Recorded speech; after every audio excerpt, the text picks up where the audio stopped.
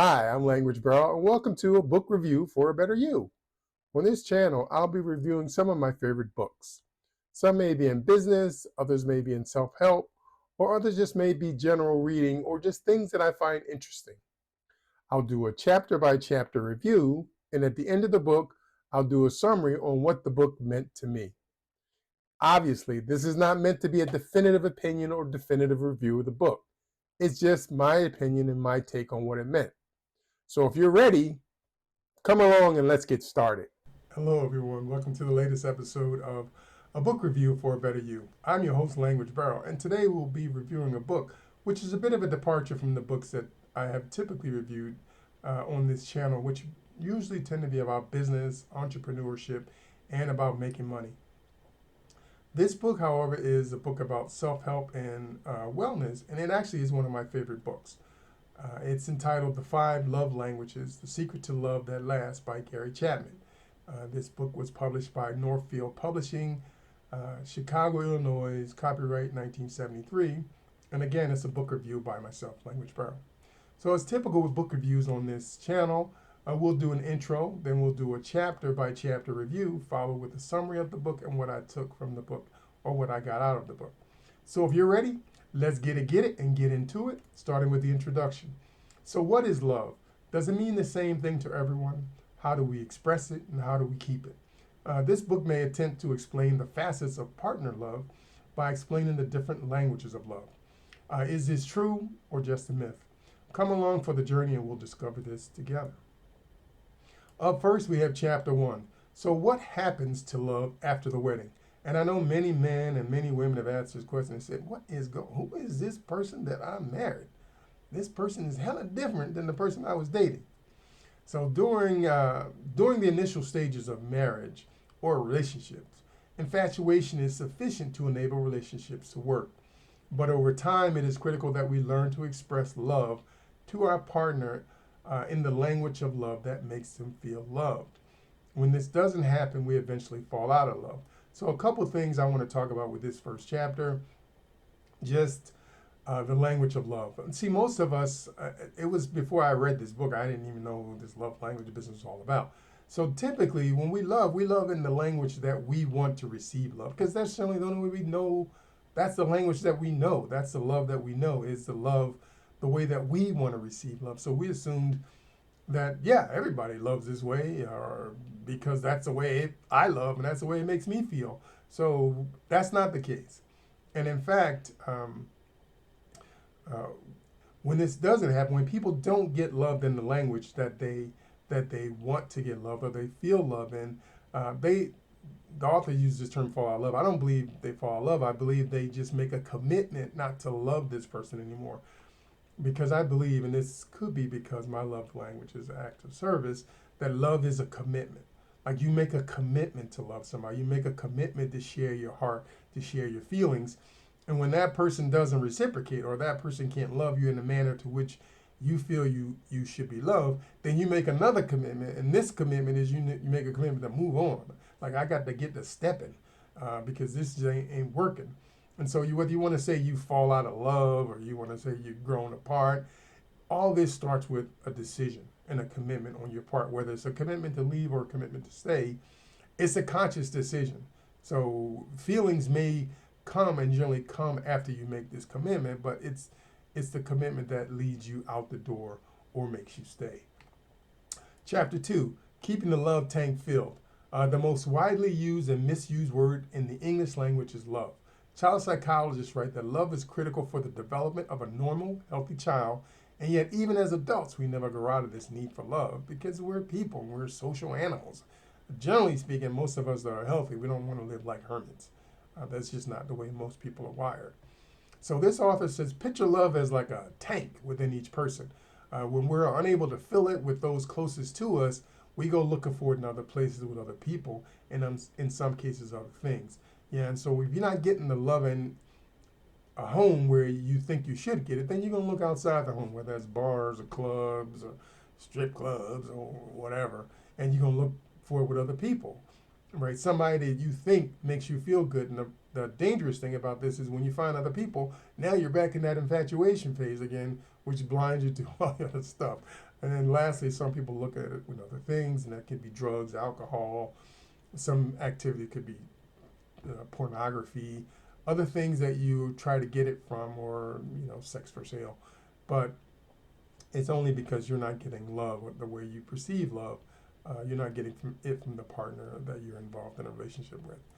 Chapter 3, falling in love. First comes the falling in love obsession phase, where life has no meaning without your partner.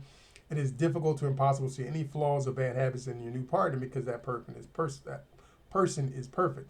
And that person isn't, obviously we know intellectually that the person is not perfect, but the person may be perfect for you. If that person may kind of push the buttons that nobody's pushed in you, and so it's hard for you to see the flaws in that person at that stage.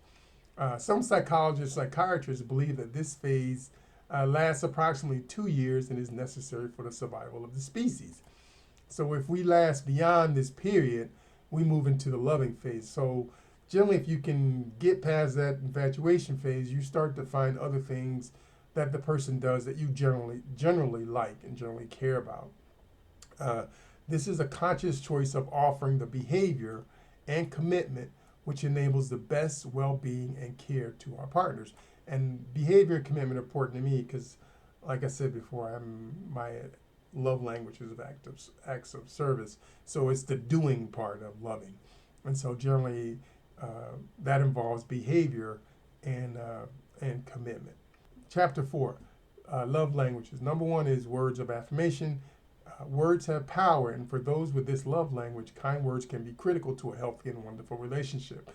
And if you don't think words have power, I mean, there are words that have taken out of the English language because they have power, like the N word, for example.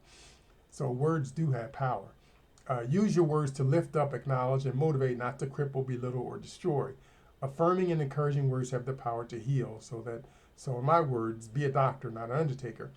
And I'll give you a very powerful example of this. When my daughter was very young, we're both, my ex-wife and myself, or her mother and myself, we're not super achievers, but her mom is like type A personality. And so we have very high expectations for my daughter.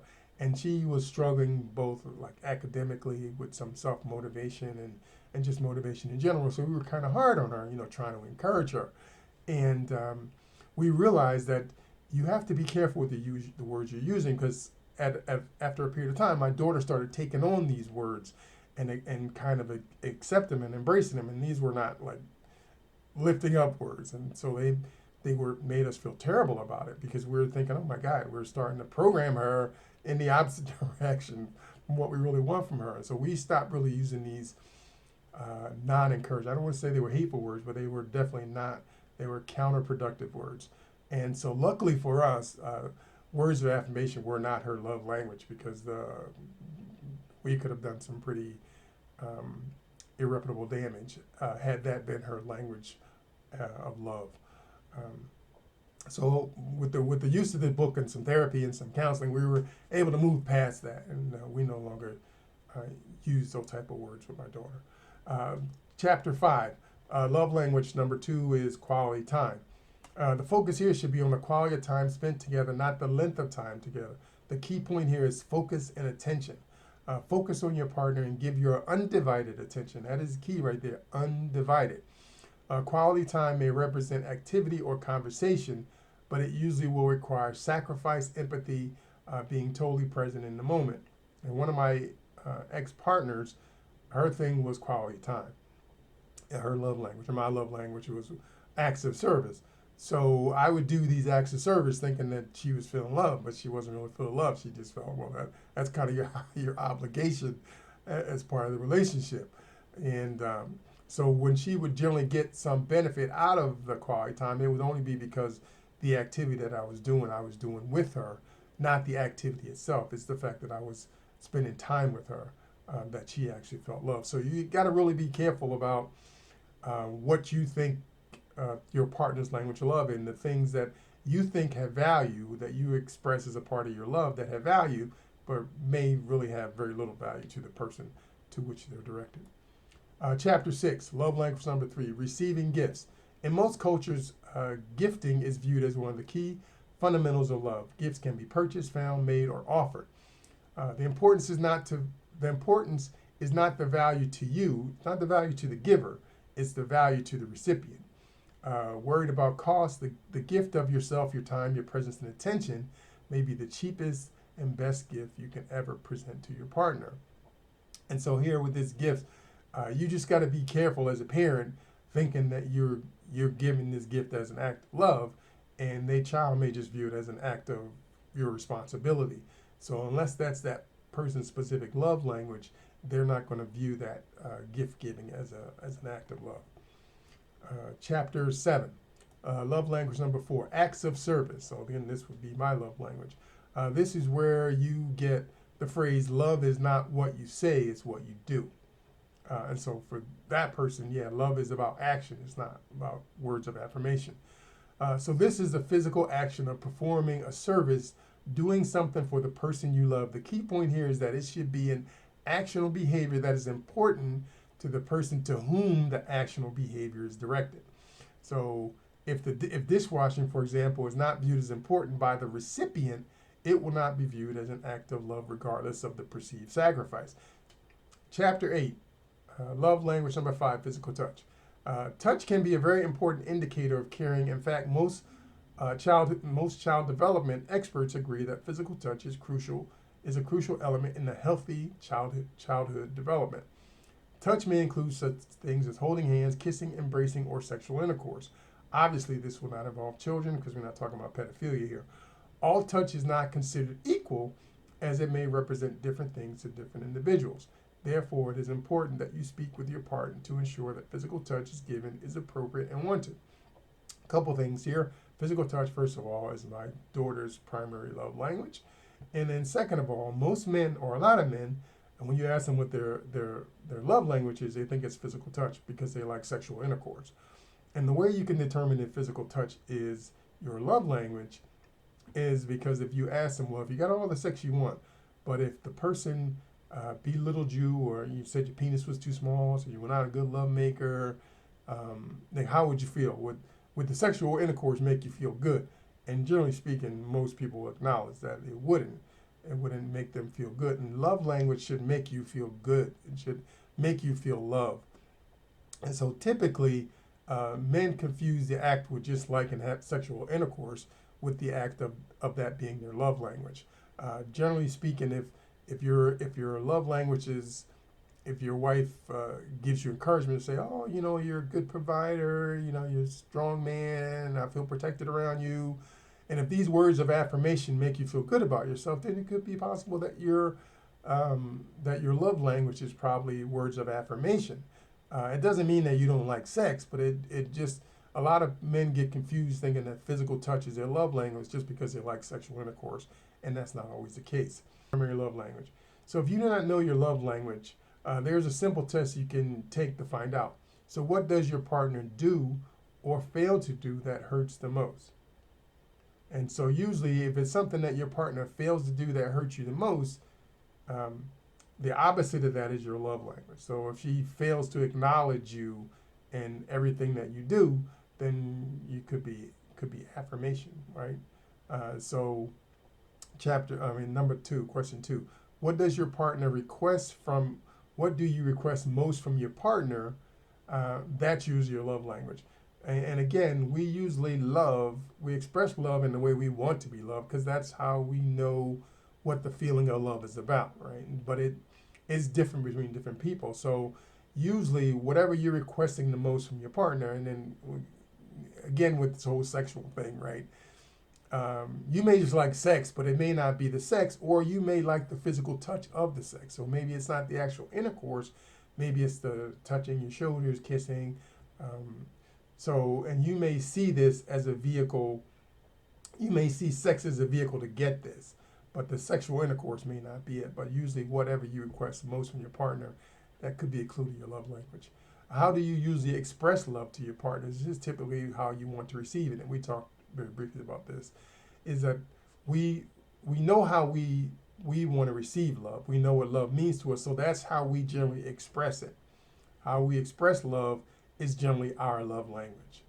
So if your partner doesn't know her love language or his love language, then you can offer the same test to your partner to determine their love language. And I gotta say, it's not hard. It's not hard to determine someone's love language if you spend some time with them. You can, I mean, it's like 30 minutes. You can, or just talking to them, really talking to them, where you're removed from distractions. In 15 minutes or 30 minutes, you can figure out what their love language is. Um, Chapter 10, love is a choice. We can choose to learn the love language of our partner and then choose to speak it. When there are actions or behaviors that our partner requires that are not normal or natural, comfortable for us, but we perform it anyway, such as doing chores around the house, talking, hugging, kissing, encouraging, etc., but we do them anyway, then these are conscious acts of love. Then people, generally speaking, unless they have some other cognitive issues going on or some behavioral issues going on, most people recognize when you sacrifice to give something to them that they want, they recognize that as an act of love. Chapter 11, love makes the difference. The writer posits here that psychologists observe that our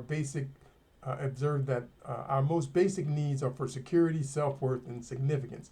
Love, like honey, makes everything sweeter and smoother to digest. I mean, those are my words. Can we feel secure with a partner that is threatening or dishonest? It's very difficult because trust is the cornerstone of love, because vulnerability is so key and wrapped up in the love. So you have to be vulnerable when you love someone, and if you can't trust them, well, it's kind of hard to be vulnerable. So when it comes to self-worth, how do we feel about ourselves when we believe that we love the wrong person? Well, that's a whole other book. That's a whole other book about self-help when we love the wrong partner. So how significant do we feel when our partner doesn't offer the love that we need or desire, yet we stay? And again, when you are in a relationship where you know that the person can't love you the way you want to be loved, and you decide to stay, yeah, that's tough. Yeah, because that people say that's could be some whole issues about yourself and how you interpret love and all this whole stuff like that. So we're going to move on to chapter 12. Unloving the loving the unlovely. Can you love someone that does not express the love you desire? You have two choices. You can either leave or stay and fight. If you stay, you need to fight for the relationship. So if you stay, you will need to learn and practice your partner's love language in the hopes of filling their love tank. Is this a guarantee that this is going to work? No, it's never a guarantee. However, in my experience, it's very difficult for a person filled with love. Like if you're filling somebody's love tank, it's going to be hard for that person to continue to practice hate on you, right? On the person filling their love tank.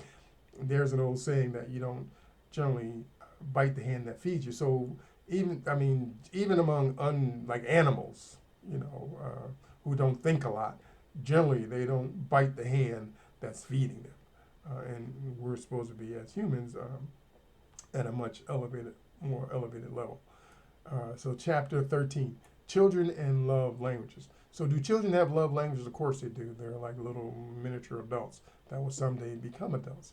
So when they're young, it's difficult to determine their love language, so it may be necessary to shower them with all five: physical touch, words of affirmation, quality time, gifts, and acts of service.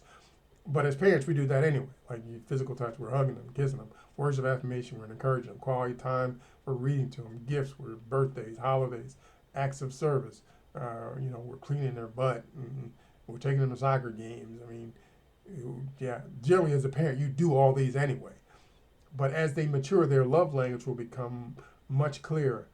Do not make the mistake, like most parents, of thinking that gifts will solve everything, or that all your children have the same love languages. One, not everybody's thing is gifts, and people like gifts. But if your love language is not gift, you may treat it more like it's a requirement or responsibility, and the person giving it to you, then it's an act of love.